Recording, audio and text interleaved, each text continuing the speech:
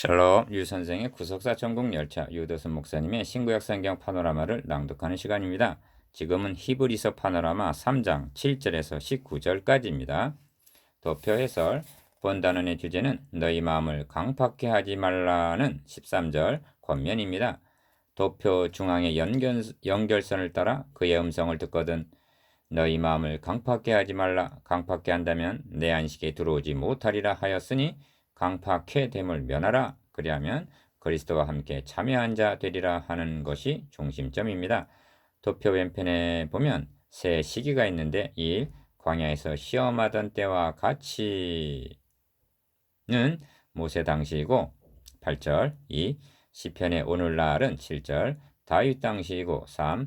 오직 오늘이라 일컫는 동안에는 13절 히브리서를 기록할 당시로부터 주님 오실 때까지 시기입니다. 우리는 바로 이 3의 시기 즉 오직 오늘이라 일컫는 동안에 매일 피차 권면하여 너희 중에 누구든지 죄의 유혹으로 강팍해 됨을 면하라 하는 13절 시기를 살아가고 있는 것입니다. 너희 마음을 강팍하게 하지 말라.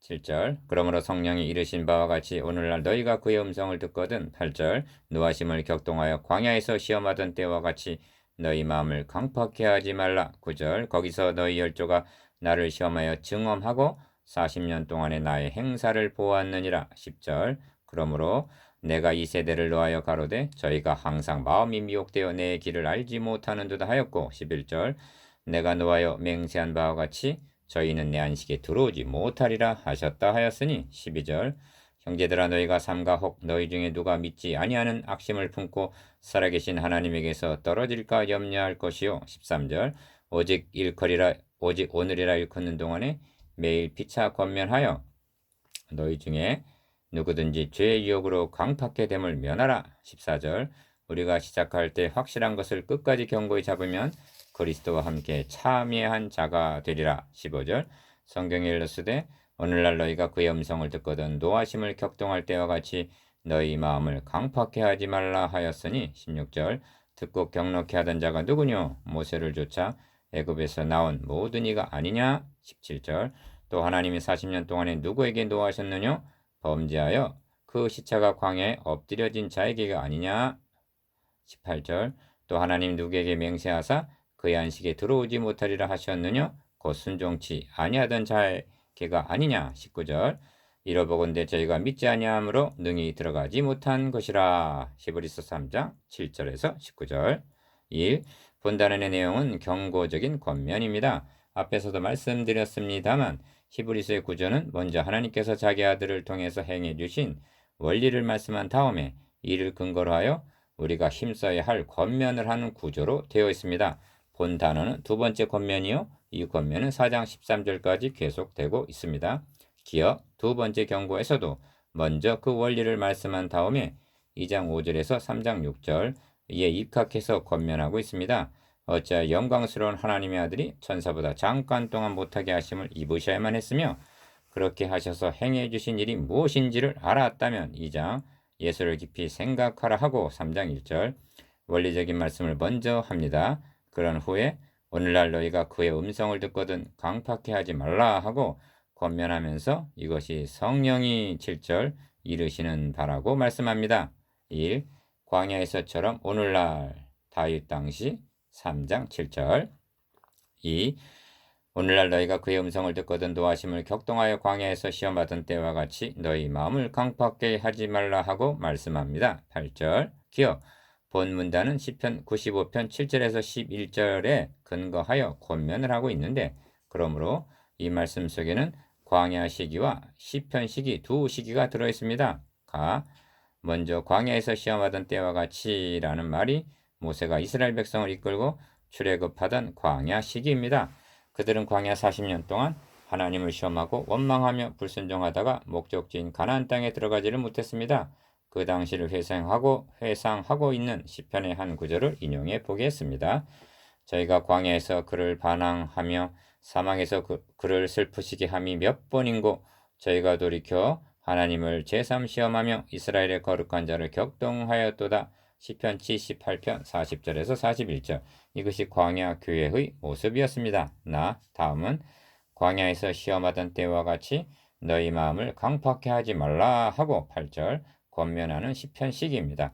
시편 95편에는 다윗의 시라는 표제가 없지만 히브리서 4장 7절에서는 오랜 후에 다윗의 글에 다시 어느 날을 정하여 오늘날이라고 미리 이같이 일렀으되 하고 다윗의 글이라고 말씀합니다. 그러니까 다윗도 오늘날 너희가 그의 음성을 듣거든 너희 마음을 강팍해 말라 하고 권면했다는 말씀입니다. 그럼에도 불구하고 구약교회가 이 권면을 명심하지 않다가 결국 성전이 불타고 바벨론의 포로가 되는 징벌을 받았던 것입니다. 니은 이 점에서 우리가 유념해야 할 점은 히브리서의 첫 번째 경고가 가 말씀을 등한히 여김에 대한 경고요. 2장 1절 나 두 번째 경고는 마음을 강팍해 하지 말라는 경고라는 점입니다. 말씀을 등한히 여기면 결국 그 마음은 강팍해지고 마는 것입니다. 이는 비가 내리지 않으면 땅이 굳어진과 같은 이치입니다. 히브리서 기자는 다윗이 권면한 시편 말씀을 인용하여 신앙의 퇴보를 보이고 있는 신약교회 성도들에게 경고적인 권면을 하고 있는 것입니다. 크니 오늘이라 일컫는 동안 주님이 오실 때까지 작은 삶, 형제들아 너희가 삼가 혹 너희 중에서 누가 믿지 아니하는 악심을 품고 살아계신 하나님에게서 떨어질까 염려할 것이요 합니다. 12절 기억 믿지 아니함과 악심이 결부가 되어 있습니다. 신앙이란 본질적으로 마음의 문제입니다. 우리는 본래 마음에 하나님 되기를 싫어한 로마서 1장 28절에 마음으로 원수 되었던 자들입니다. 로마서 1장 21절 그런 우리가 은혜의 단비로 말미암아 황무지가 장미꽃같이 변화를 받은 것입니다. 그런데 마음이 강팍해진다는 것은 다시 황무지가 되어 간다는 뜻입니다. 많은 목회자들이 성도들이 변화되지 않는다고 고심을 합니다. 변화되지 않는 원인이 윤리에 있는 것이 아니라 원리, 즉 강단에서 복음이 사라졌기 때문에 단비가 그쳤고 늦은 비가 예레미야 3장 3절 내리지 않기 때문임을 깨달아야만 합니다. 니은 성도들은 몰라서 실천하지를 않는 것이 아니라 실천하기 힘들기 때문입니다.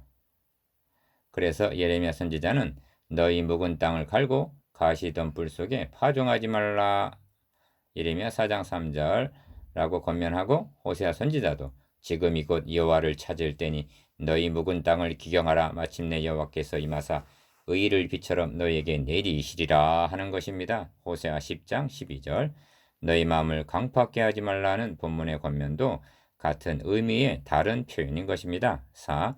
강팍해 되는 것이 끝이 아니라 마침내 살아계신 하나님에게서 떨어질까 염려할 것이요 합니다. 12절 하반절 살아계신 하나님이라는 표현은 10장 31절에서 보는 바대로 심판이 암시된 표현입니다. 기억 오늘이라 일컫는 동안이라고 말씀합니다.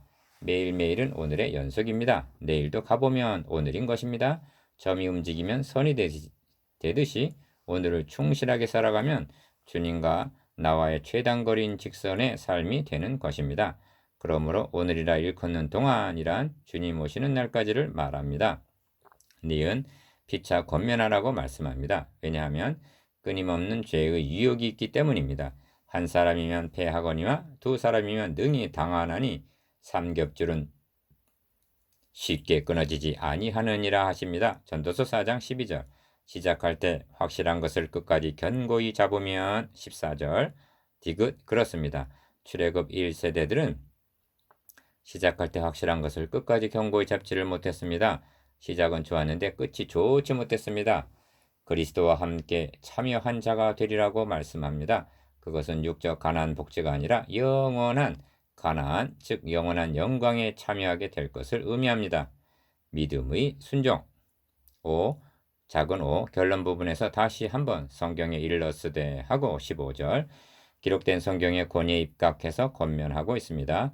이것은 단순한 반복이 아니라 듣고 경록해 하던 자가 누구뇨? 누구에게 노하셨느뇨? 누구에게 그의 안식에 들어오지 못하리라 하셨느뇨? 하고 16절 그렇게 한 자들이 누구란 말이냐 하고 누구의 강조점을 두어 읽는 이의 가슴을 두드립니다. 기억 각자 돌이켜보라는 것입니다. 너 자신도 그런 상태에 있지 아니하냐고 마음을 찌릅니다. 순종치 아니하던 자에게가 아니냐 이러보건대 저희가 믿지 아니함으로 들어가지 못한 곳이라 하고 18절 불신앙을 지적함으로 결론에 이릅니다. 니은 히브리서는 어떤 면에서는 야고보서처럼 순종과 행위를 촉구하고 있는 권면의 책입니다. 그러므로 다른 책에서 말씀하고 있는 성도의 견인 교리와 배치되는 듯한 말씀이 곳곳에 나옵니다. 그러나 이것은 권면에 강조점을 두었기 때문이지 이신 득구 교리와 모순이 되는 것이 아닙니다. 18절에서 19절까지를 보십시오. 18절에서는 저들이 안식에 들어가지 못한 것은 순종치 아니했기 때문이라고 행위를 강조하고 있는 듯이 여겨지나 19절에서는 이러보건대 저희가 믿지 아니함으로 능히 들어가지 못하였느니라 하고 구원은 믿음에 있음을 말씀합니다. 여기에 히브리서의 묘미가 있습니다. 결국 그들은 믿음의 순종이 없어서 들어가지 못했습니다. 믿는다는 것은 순종을 수반합니다. 사중적 권면 작은 6 본문을 통해서 사중적인 권면을 볼 수 있어야만 합니다. 첫째는 모세 당시요 둘째는 다윗 당시요 셋째는 히브리서 당시요 마지막으로 우리들의 때입니다. 저는 지금 네 번째 해당하는 권면을 하고 있는 셈입니다. 기억 명심합시다. 성경은 이를 가리켜 성령이 이르신 바와 같이 하고 7절 성령이 교회들에게 하시는 말씀이라고 증거하고 있습니다.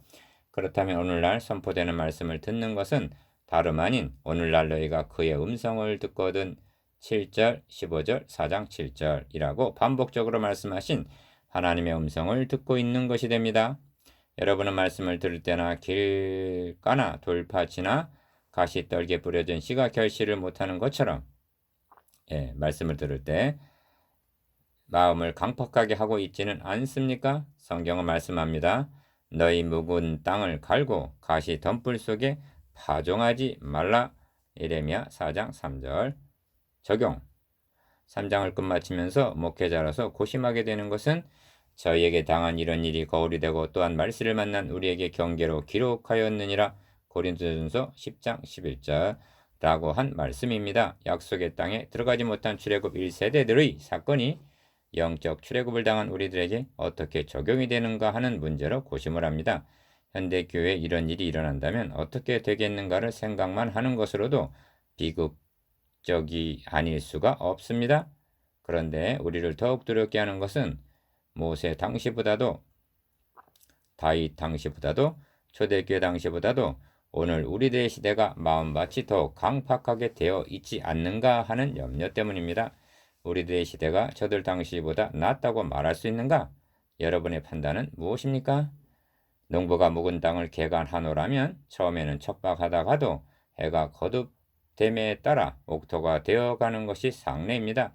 목회가 다름 아닌 묵은 땅을 기경하고 씨를 뿌린과 같다 할진대 신앙 연조가 더해갈수록 옥토가 되어서 30배, 60배, 100배로 결실하는 것은 당연한 일이 아니겠습니까? 그러나 그렇다고 장담할 수 없는 현대교회 실상을 바라보면서 우리는 어떤 결단이 있어야만 하겠습니까? 1.